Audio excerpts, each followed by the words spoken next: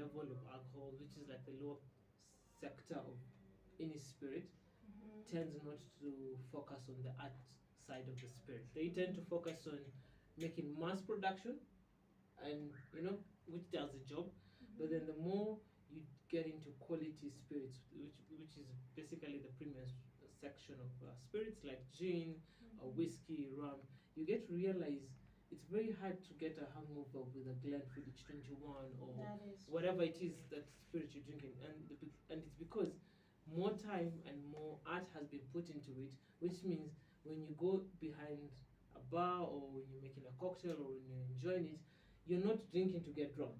Number one, I don't think anyone who's drinking a Macallan right now would want to drink to get drunk. You're drinking for the experience. You're drinking for the boys' club or the girls' club. So it's more or less like sharing a good drink with friends, not passing out and sleeping in the ditch. Alrighty, now I want to talk about addiction. Yeah. This is a very addictive substance. Well, it's not. Well, it depends on who you are as a person because we are all built differently. Alcohol addiction. I have struggled with dependency before when I was going through my own things. Last year I went through a tough breakup. I dealt with it using alcohol, and then after that I bettered my relationship with alcohol. So when it comes to people who have not just dependency, but when they have addiction, what can you say, to them out there to, because the thing is here, we're talking about alcohol positive topics. And for someone, I can imagine listening into my show and I'm an addict or a former addict. What are some of the things you can share to addicts that, that can help them or things you can tell them?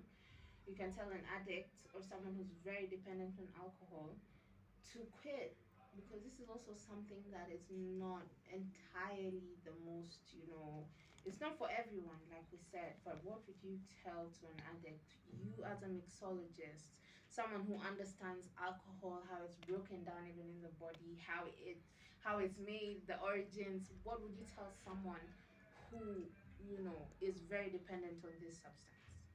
Number one, I think, well, you have addiction.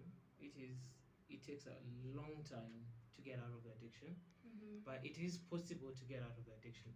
And the reason why I say that is because we currently have a new category of stuff that is happening. What I mean is we have non-alcoholic spirits. Yes. You can get the same experience that you probably get in a gin and tonic, but with a non-alcoholic gin.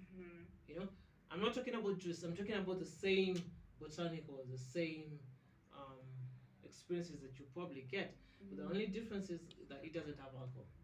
So it is possible to do that with non-alcoholic spirits. Second of all, remember that alcohol is a drug, and it being a drug, it's not a drug of an everyday thing. Like, you don't have to have it. Remember, in the end of the day, when you're going out to have fun, you do not have to have alcohol. You can still have fun. There's more life outside there than alcohol. Remember, it's there for you to have fun, but it's not there for you to black out and and even within the premises of alcohol consumption, we still have mental health advocacy, because we believe that you are supposed to enjoy these things responsibly, get home safe, because it is our job and it's our duty as bartenders or people in the industry to make sure that you go home safe. And so if you feel like it's getting too much, please stop. And number one, you don't have to do the drinking games, because one of the things I notice about drinking games is that it encourages you to drink more. So you do not have to. You don't have to. Remember, alcohol is one of those things that si lazima, as I like to say. It's not a must. Just drink enough for yourself, and you feel like it's getting too much, it's okay to walk away. Yeah. Thank you so much for that, Eugene. I thank you so much for that, because I usually do think about my family. I do have family members, very few family members who struggle with addiction when it comes to alcohol. But I am grateful that I didn't even inherit the sorry guys, my colleagues are in the studio next door making noise. I don't know whether I should go lecture them, come back, or just continue the show. But I'll continue the show. So, I wanted to talk about, yeah, we were talking about addictions. Yeah, I have a few family members who, have been addicted to alcohol before, or currently still are, and I've seen how it's affected their family life, their home life, all of that.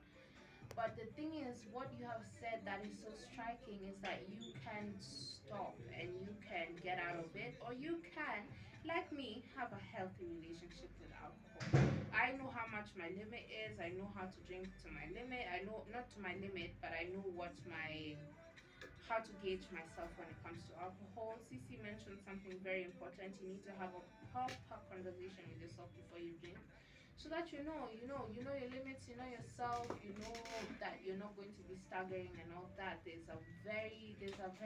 have to be very intentional about how you drink your alcohol. But anyways, thank you so much, Eugene. I have had such an amazing. Are you gonna make us any other cocktail? Yeah, definitely. I'm done. What cocktail are you gonna make us? I'm gonna do a flip. A flip? A flip is a cocktail that has egg white, but it has something else. It has something, that adds a bit. It's more or less like ice cream with a float. If you guys have taken a float before, you know that the best thing about a float is that you're enjoying ice cream with soda, right? Yeah. So yeah, that's the thing I'm going to do, and I'm now going to do it with two spirits instead of one. When you use two spirits instead of one, what you're going to get is a diverse portfolio of flavors. I'm talking about if you're going to mix gin and rum, you're going to get a sugar cane flavors. You're going to get the fruity flavors, and then you're going to use the herbal flavors from gin to have this amazing tasty cocktail that you're going to have. And of course, because I like coffee, and I must pay respect to coffee because we grow coffee in Kenya, right?